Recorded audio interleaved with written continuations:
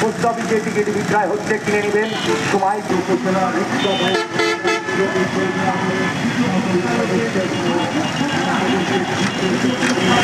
ভাস্কর্যটি ভাঙা দেখছি, আসলে এটা একটা অপরিকল্পিত ভাস্কর্য ছিল। যদিও বীরশ্রেষ্ঠ হামিদুর রহমানের ভাস্কর্য ছিল, এটা আমাদের আবেগের জায়গা। তিনি একজন বীরশ্রেষ্ঠ মুক্তিযোদ্ধা, তার ভাস্কর্যটি আসলে একটা অপরিকল্পিতভাবে এখানে স্থাপন করা হয়েছিল। দীর্ঘদিন এখানকার মানুষ আসা যাওয়ার পথে ছোটোখাটো দুর্ঘটনার শিকার হচ্ছিলেন।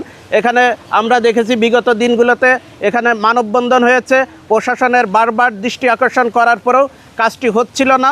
তাই এখন যেহেতু ভাঙা শুরু হয়েছে, এখানকার আমি মনে করি, ব্যক্তিগতভাবে মনে করি, এখানকার যে জনসাধারণ এই রোড দিয়ে যারা আসা যাওয়া করে তারা খুশি হয়েছে, আমরাও খুশি হয়েছি।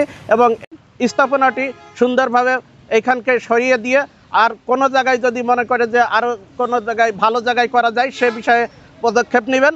আর এইখানকার বৈজ্ঞানিকভাবে যা কিছুই হোক, এইখানকার টার্মিনালের যেহেতু চারিদিকে গাড়ি আসে, এখানে যেন বৈজ্ঞানিক পরিকল্পনার ভিত্তিক ভাঙচে করা প্রশাসনের থেকে উদ্যোগ নেওয়া হয়েছে।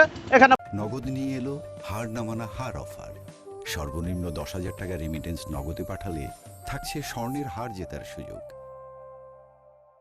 দেখা আছে এদিকে আপনি জাম জুট বাইদ্য ঠিক আছে, তারপরে দেখা যাচ্ছে ফ্ল্যাটটা একটু আমি তো বললাম যে 2 পাল্লার মনে করেন যে বাস আসছে, এদিকটা মনে করেন যে ডাইরেক্ট একটা গাড়ি আসলি, আর ওদিকটা 2 পাল্লার যে বাস আসতো গোয়ার সাথে দেখা যাচ্ছে মুখোমুখি বেঁধেছে কোনো সময়, আবার টিরাইতে দেখা যাচ্ছে কোনা কান্ট্রি দেখা যাচ্ছে সাইড সুইটিও লেগে গেছে। এখন মনে করেন যে এই বাড়িতে যদি আসলি বা কিছু দেখা যেত না, ঠিক আছে। এটা মনে করেন যে পরিবেশটা তার মানে এটা ঝুঁকিপূর্ণ ছিল, ঠিক আছে। এখন এটা সরাই দিয়েছে, এখন ওইটা মনে করেন যে এখন অতটা ঝুঁকিপূর্ণ থাকবে না। সবাই মনে করেন যে ভালোভাবে 2 পাল্লার বাস ভালোভাবে যাওয়াত করতে পারে, ঠিক আছে।